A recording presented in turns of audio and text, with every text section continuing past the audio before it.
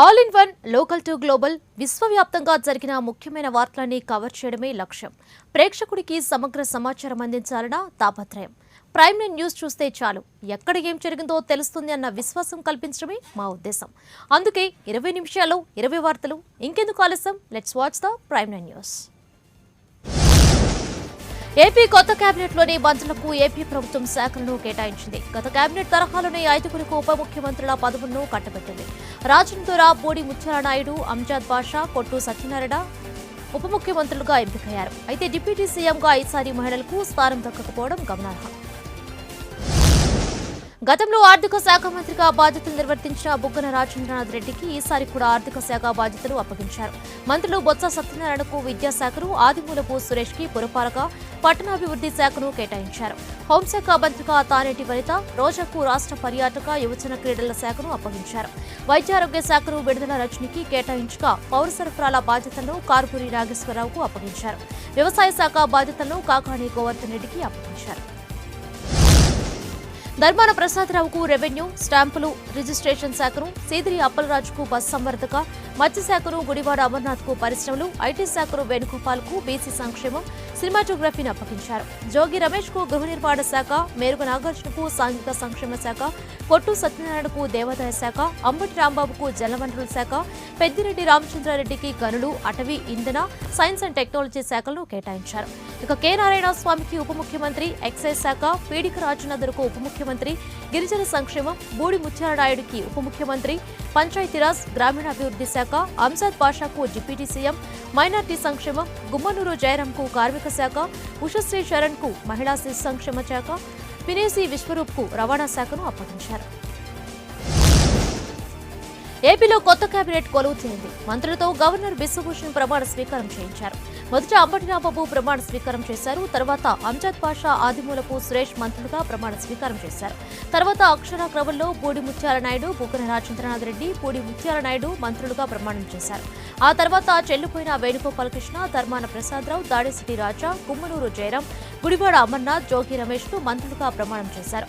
తర్వాత కాకాణి గోవర్ధన్ రెడ్డి, కారుమూరి వెంకట నాగేశ్వరరావు, పెద్దిరెడ్డి రామచంద్రారెడ్డి, కె నారాయణ స్వామి, పినేపి విశ్వరూప్, పీడిక రాజనందర మంత్రులుగా ప్రమాణం చేశారు. తర్వాత కె సత్యనారాయణ, కెవి ఉషశ్రీ చరణ్, మేరుగ నాగార్జున, ఆర్కే రోజా, సీదిరి అప్పలరాజు, తానేటి వనిత, విడుదల రజని మంత్రులుగా ప్రమాణ స్వీకారం చేశారు. బొత్స సత్యనారాయణ రూటే సపరేట్ అని చెప్పడంలో ఎలాంటి అతిశయోక్తి లేదు. రాజకీయాల్లో ఎంతో అనుభవం ఉన్న బొత్సకు పార్టీలో ఒక ప్రత్యేక స్థానం ఉంది. ఇతర మంత్రులతో పోల్చితే బొత్స వ్యవహార శైలి అందరికీ భిన్నంగా ఉంటుంది. ప్రమాణ స్వీకార కార్యక్రమంలో సైతం తన రూటే సెపరేట్ అన్నట్టు వ్యవహరించారు బొత్స.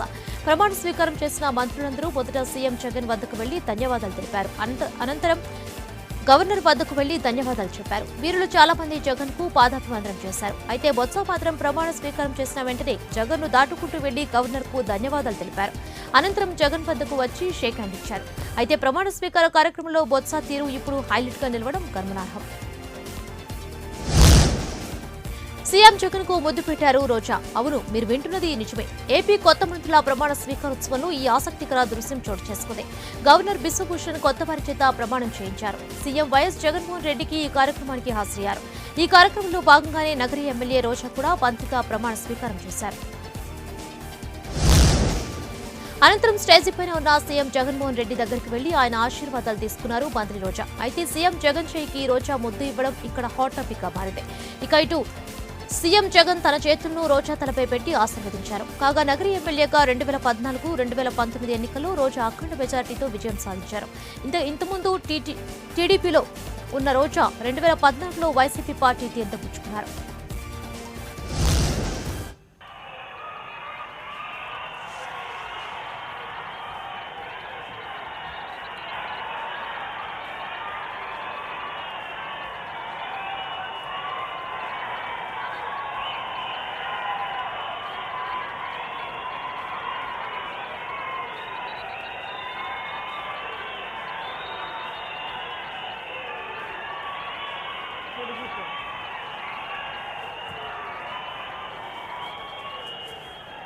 అనే నేను ఆర్కే రోజా అనే నేను శాసనం ద్వారా నిర్మితమైన భారత రాజ్యాంగం పట్ల నిజమైన విశ్వాసం, విధేయత చూపుతానని, భారతదేశ సార్వభౌమాధికారాన్ని సమగ్రతను కాపాడుతానని, ఆంధ్రప్రదేశ్ రాష్ట్ర మంత్రిగా నా కర్తవ్యాలను శ్రద్ధతో అంతఃకరణ శుద్ధితో నిర్వహిస్తానని, భయం కానీ పక్షపాతం కానీ రాగద్వేషాలు కానీ లేకుండా రాజ్యాంగాన్ని శాసనాలను అనుసరించి ప్రజలందరికీ న్యాయం చేకూరుస్తానని దైవ సాక్షిగా ప్రమాణం చేసి చెబుతున్నాను. ఆర్కే రోజా అనే నేను ఆంధ్రప్రదేశ్ రాష్ట్ర మంత్రిగా నా పరిశీలనకు వచ్చిన లేదా నాకు తెలియవచ్చిన ఏ విషయాన్ని నా కర్తవ్యాలను సక్రమంగా నిర్వహించేందుకు అవసరమైన మేరకు తప్ప ప్రత్యక్షంగా కానీ పరోక్షంగా కానీ ఏ వ్యక్తికి లేదా వ్యక్తులకు తెలియపరచనని లేదా వెల్లడించనని దైవ సాక్షిగా ప్రమాణం చేస్తున్నాను.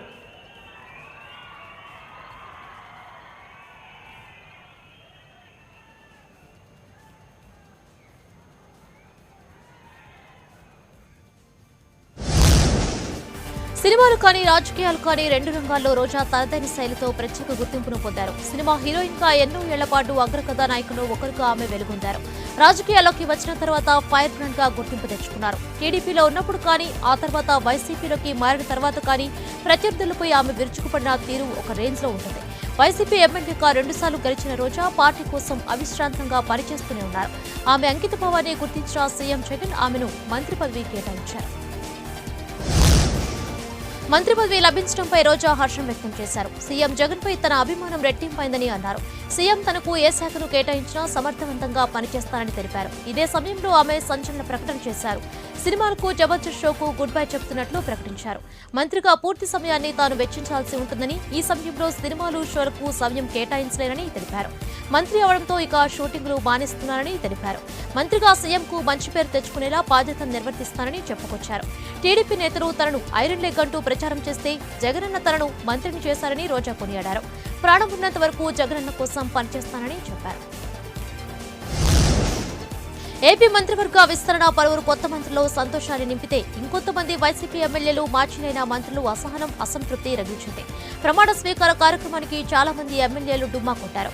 మాజీ మంత్రులు అనిల్ కుమార్ యాదవ్, బాలినేని శ్రీరంగనాథరాజు, ఆళ్లనాని, మేకతోటి సుచరిత ఈ ప్రమాణ స్వీకారోత్సవానికి హాజరు కాలేదు. మరోపక్క అసంతృప్తులతో ఉన్న నేతలు తమ వర్గం వారితో మంత్రాలు చేస్తున్నారు. జగన్ సర్కార్పై ఒత్తిడి తెస్తున్నారు. మంత్రి పదవి దక్కలేదని అలకపోయిన బాలినేనిని బుజ్జగించేందుకు సజ్జల చేసిన ప్రయత్నాలు ఫలించాయి. ఎమ్మెల్యే పదవికి బాలినేని రాజీనామా చేస్తారని వార్తలొచ్చిన నేపథ్యంలో సజ్జల ఆయనను బుజ్జగించేందుకు ప్రయత్నించారు. బాలినేని ఇంటికి వెళ్లి ఆయనకు సర్ది చెప్పారు. బాలినేనిని తాడేపల్లిలోని సీఎం క్యాంప్ కార్యాలయంలోకి తీసుకువెళ్లారు. బాలినేనితో స్వయంగా జగన్ మాట్లాడడంతో ఆయన అలకవీడారు. తాను వైఎస్ కుటుంబానికి ఎప్పటికీ విధేయుడని, ఎమ్మెల్యే పదవికి రాజీనామా చేయనని తెలిపారు. కొత్త మంత్రివర్గ కూర్పు మంచిగా ఉందన్న బాలినేని ఆదిమూలపు సురేష్తో కలిసి పనిచేస్తానన్నారు. ఎప్పుడు కూడా దానికోసం దాని వెనక్కి అడుగులు దాల్చిన పరిస్థితి లేదు. ముఖ్యమంత్రి గారు 25 మంది తీసేస్తారన్నప్పుడు కూడా మొదటి స్టేట్మెంట్ ఇచ్చింది నేను. 25 మంది తీసేస్తా ఉన్నారు, అందరం కూడా రెడీగా ఉండాలన్నట్టుగా మాట్లాడటం జరిగింది. ఎవరికైనా ఒక మంత్రి పదవి అనేది పోయినప్పుడు లేనప్పుడు కొంచెం ఫీల్ ఉంటుంది అంతే. ఏపీ మంత్రివర్గ పునర్వ్యవస్థీకరణ అధికార పార్టీలో చిచ్చురేపింది. కొత్త మంత్రివర్గంలో చోటు దక్కకపోవడంతో పలువురు ఎమ్మెల్యేలు తీవ్ర నిరాశకు గురయ్యారు. కొత్త మంత్రుల జాబితాలో తమ పేరు లేకపోవడంపై వైసీపీకి చెందిన సీనియర్ ఎమ్మెల్యేలు రగిలిపోతున్నారు.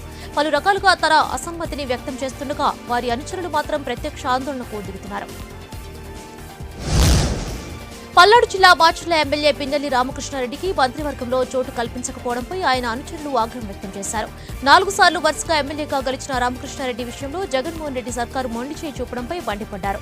పిన్నెల్లికి మంత్రి పదవి కేటాయించకపోవడంపై మాచర్లలో మున్సిపల్ చైర్మన్తో పాటు 30 మంది కౌన్సిలర్లు ధర్నాకు దిగారు. పిన్నెల్లికి సంఘీభావం తెలుపుతూ మాచర్ల నియోజకవర్గంలోని 5 మండలాలకు చెందిన ఎంపీటీసీ, జెడ్పీటీసీలు రాజీనామాలకు సిద్ధమయ్యారు. మరోవైపు మంత్రివర్గ విస్తరణపై నెల్లూరు గ్రామీణ ఎమ్మెల్యే కోటంరెడ్డి శ్రీధర్ రెడ్డి తీవ్ర అసంతృప్తి వ్యక్తం చేశారు. మంత్రి పదవి దక్కకపోవడంతో కోటంరెడ్డి భావోద్వేగంతో కంటతడి పెట్టుకున్నారు. తన పేరును కనీసం పరిశీలనలోకి తీసుకోలేదంటూ కోటంరెడ్డి ఆవేదన వ్యక్తం చేశారు. రెండోసారి గెలిచిన రిక్తహస్తం చూపించారని కోటంరెడ్డి అనుచరులు మండిపడుతున్నారు. సుమారు 26 మంది కార్పొరేటర్లు, 18 మంది సర్పంచ్లు, 12 మంది ఎంపీటీసీలు రాజీనామాలకు సిద్ధమైనట్లు తెలుస్తోంది. మరోవైపు మంత్రి పదవి దక్కకపోవడంతో మాజీ హోంమంత్రి మేకతోటి సుచరిత తీవ్ర మనస్తాపానికి లోనయ్యారు. ఎస్సీ మినిస్టర్స్ అందరినీ కొనసాగిస్తూ తనను తప్పించడంపై సుచరిత అసంతృప్తి వ్యక్తం చేశారు. 2 రోజులుగా తమ కుటుంబ సభ్యులు కలవడానికి ప్రయత్నించినా సజ్జల అవకాశం ఇవ్వలేదని ఆవేదన వ్యక్తం చేశారు. దీంతో సుచరిత తన ఎమ్మెల్యే పదవికి రాజీనామా చేశారు. రేపు మధ్యాహ్నం 2 గంటలకు తెలంగాణ మంత్రివర్గ సమావేశం కానుంది. సీఎం కేసీఆర్ అధ్యక్షతన ప్రగతి భవన్లో సమావేశం నిర్వహించనున్నారు. కేబినెట్ భేటీలో తాజా రాజకీయ పరిణామాలతో పాటు పలు అంశాలపై చర్చించనున్నట్లు తెలుస్తోంది.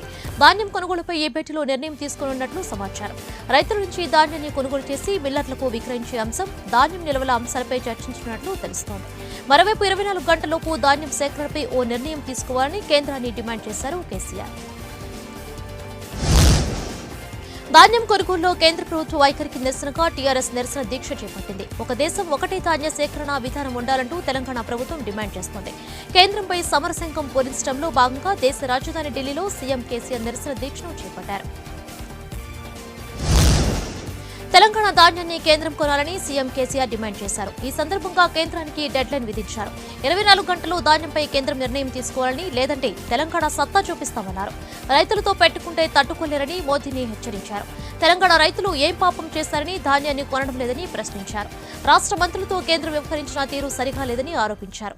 కేంద్ర మంత్రి పీయూష్ గోయల్ని పీయూష్ గోల్మాల్గా అభివర్ణించారు. రైతులను కన్నీరు పెట్టించిన ఏ రాజ్యం బాగుపడలేదని తెలిపారు. ఎన్నికలు వస్తేనే మోదీకి రైతులు గుర్తుకు వస్తారని కేసీఆర్ ఎద్దేవా చేశారు. तेलंगाना के कृषि क्षेत्र में 1 करोड़ की बढ़ोतरी आई, 1 करोड़ एकड़ की बढ़ोतरी आई। देश के प्रधानमंत्री सच्चे, अच्छे, ईमानदार, प्रजा प्रेमी प्रधानमंत्री होते, ये तेलंगाना किसानों ने जो काम किया है, ये सराहनीय काम है, प्रशंसनीय काम।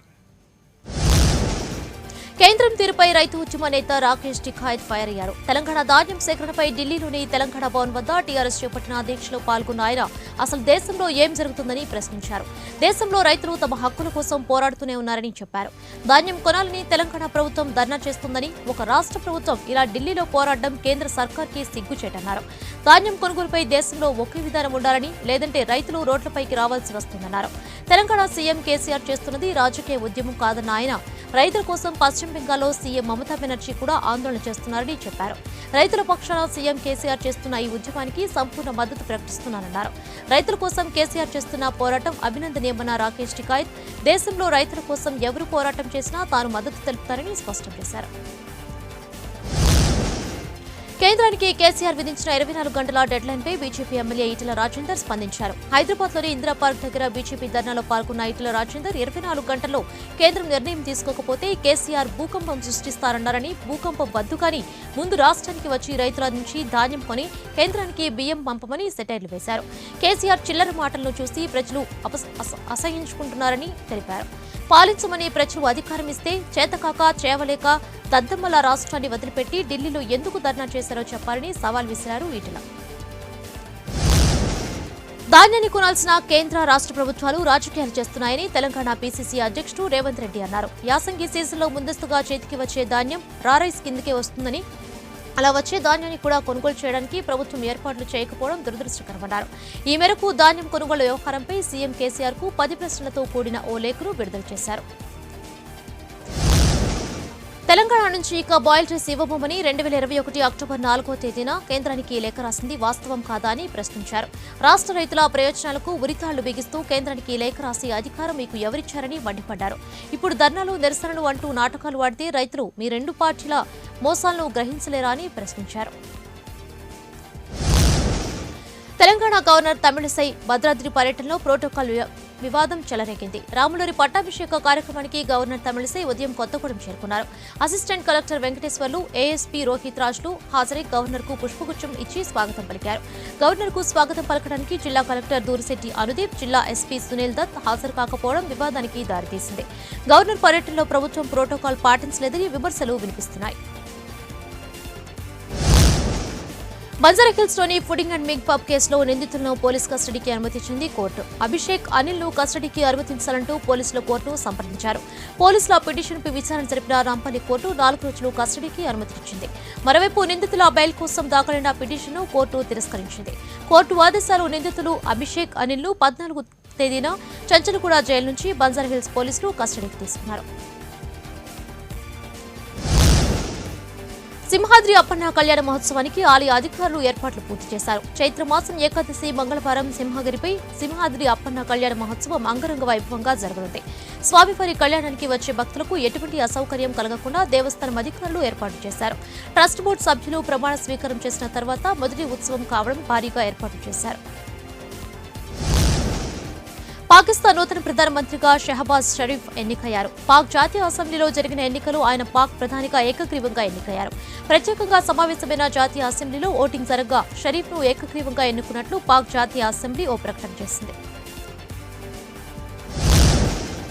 పాక్ ప్రధానిగా మొన్నటి వరకు కొనసాగిన ఇమ్రాన్ ఖాన్ పై విపక్షాలు అవిశ్వాస తీర్మానం ప్రకటించడం, ఆ తీర్మానానికి ఇమ్రాన్ ఖాన్ పార్టీకి చెందిన సభ్యులతో పాటు మిత్రపక్షాలు కూడా మద్దతు పలికిన నేపథ్యంలో అవిశ్వాస తీర్మానంపై ఓటింగ్ జరగకుండా ఇమ్రాన్ అందుబాటులో ఉన్న అన్ని మార్గాలను వినియోగించుకున్నారు. అయితే ఆయన చర్యలను తప్పుపట్టిన సుప్రీంకోర్టు అవిశ్వాసంపై ఓటింగ్ జరగాల్సిందేనని తీర్పు ఇచ్చింది. ఈ నేపథ్యంలో జరిగిన ఓటింగ్లో ఇమ్రాన్ సర్కార్ ఓటమి పాలుకాగా కొత్త ప్రధానిగా షహబాజ్ షరీఫ్ను విపక్షాలు ప్రతిపాదించాయి. ఈ నేపథ్యంలో మెజార్టీని నిరూపించుకోవాలంటూ షహబాజ్ కు జాతీయ అసెంబ్లీ పిలుపునిచ్చింది. ఈ మేరకు జాతీయ అసెంబ్లీ సమావేశమైంది. అంతకుముందు జాతీయ అసెంబ్లీ సభ్యత్వానికి తనతో పాటు తన పార్టీ సభ్యులు కూడా రాజీనామా చేస్తున్నట్లు ఇమ్రాన్ ప్రకటించారు. అంతేకాకుండా ఓటింగ్ కు ఆయన కూటమి అసెంబ్లీకి హాజరు కాలేదు. ఫలితంగా పాక్ నూతన ప్రధానిగా షహబాజ్ షరీఫ్ ఏకగ్రీవంగా ఎన్నికయ్యారు. ఉక్రెయిన్పై దాడులు కొనసాగుతూనే ఉన్నాయి. రష్యా బలగాలు ఉపసంహరణ దిశగా వెళ్లినట్టే వెళ్లి మళ్లీ ఉక్రెయిన్కు ఉత్తరం వైపు నుంచి దాడులు జరిపాయి. దీంతో బూచా వంటి నగరాలు శవాల దిబ్బగా మారిపోయాయి. ప్రస్తుతం రష్యా బలగాలు ఉక్రెయిన్ రాజధాని కీవ్ని స్వాధీనం చేసుకునేందుకు దాడులను విరమించుకుంది. దీంతో అధికారులు ఉత్తరాదిన ఉన్న బుచా వంటి నగరాల్లో జరిగిన నష్టాన్ని అంచనా వేస్తున్నారు. ఈ నేపథ్యంలో అక్కడ జరిగిన విధ్వంసంలో మృతి చెందిన వారిని వెలికితీసి గుర్తించే పనులు చేపడుతున్నారు. ఈ క్రమంలో ఉక్రెయిన్లోని ఒక తల్లి తన కొడుకు శవాన్ని గుర్తుపట్టింది. ఆమె కొడుకు మృతదేహం ఒక మ్యాన్హోల్లోని నీటిలో కనిపించింది. తన కొడుకు ధరించిన చెప్పుల ఆధారంగా గుర్తుపట్టగలిగింది.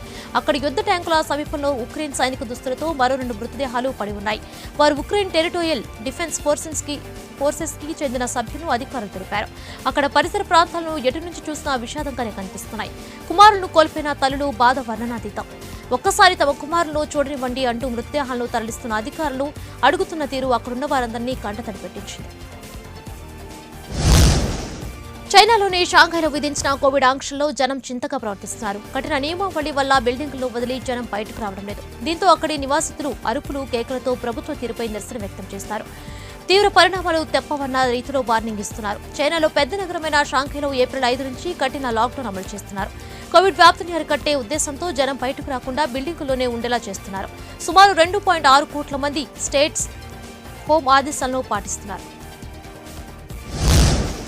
షాంఘైలో జరుగుతున్న పరిణామాలపై అమెరికా డాక్టర్ ఎరిక్ ఫీగల్ డింగ్ కొన్ని వీడియోలను పోస్ట్ చేశారు. బిల్డింగ్ లో ఉన్న జనం గట్టిగా అరుస్తున్న వీడియోలను ఆయన ట్వీట్ చేశారు. షాంఘైనీస్ భాషలో జనం అరుస్తున్నారని, వాళ్లను ఇలా బంధించడం సరికాదన్నారు. ఇది తీవ్ర విషాదానికి దారితీస్తుందని హెచ్చరించారు. ప్రస్తుతం చైనాలో ఒమిక్రాన్ BA.2 వేరియంట్ వ్యాప్తి చెందుతుందన్నారు. షాంఘైలో ఆ వేరియంట్ తీవ్ర దిశకు చేరుకున్నట్లు ఓ నిపుణుడు తెలిపారు. షాంఘైలో ఆదివారం ఒక్కరోజు 25,000 మందికి కరోనా పాజిటివ్ వచ్చింది. ట్విట్టర్ కంపెనీ బోర్డు సభ్యులు ఎలాన్ మస్క్ చేరడం లేదని ఆ సంస్థ సీఈఓగా పరాగ్ అగర్వాల్ తెలిపారు. ఇటీవలే సోషల్ మీడియా కంపెనీ ట్విట్టర్లో మస్క్ 9.2% వాటాను కొనుగోలు చేశారు. అయితే ఆయన ఆ సంస్థలో బోర్డు సభ్యుడిగా చేరుతాడని తొలుత వార్తలు వచ్చాయి. ఈ నేపథ్యంలో పరాగ్ ట్వీట్ చేశారు. బోర్డు సభ్యత్వాన్ని మస్క్ తీసుకోవడం లేదని తన ట్విట్టర్ ఖాతాలో పరాగ్ స్పష్టం చేశారు. ప్రస్తుతం ట్విట్టర్ సంస్థలో అత్యధిక షేర్లు కలిగిన వ్యక్తిగా మస్క్ నిలిచారు. పరాగ్ ట్వీట్ చేసిన తర్వాత మస్క్ కూడా తనదైన స్టైల్లో ట్విట్టర్లో ఓ ఎమోజీతో స్పందించారు.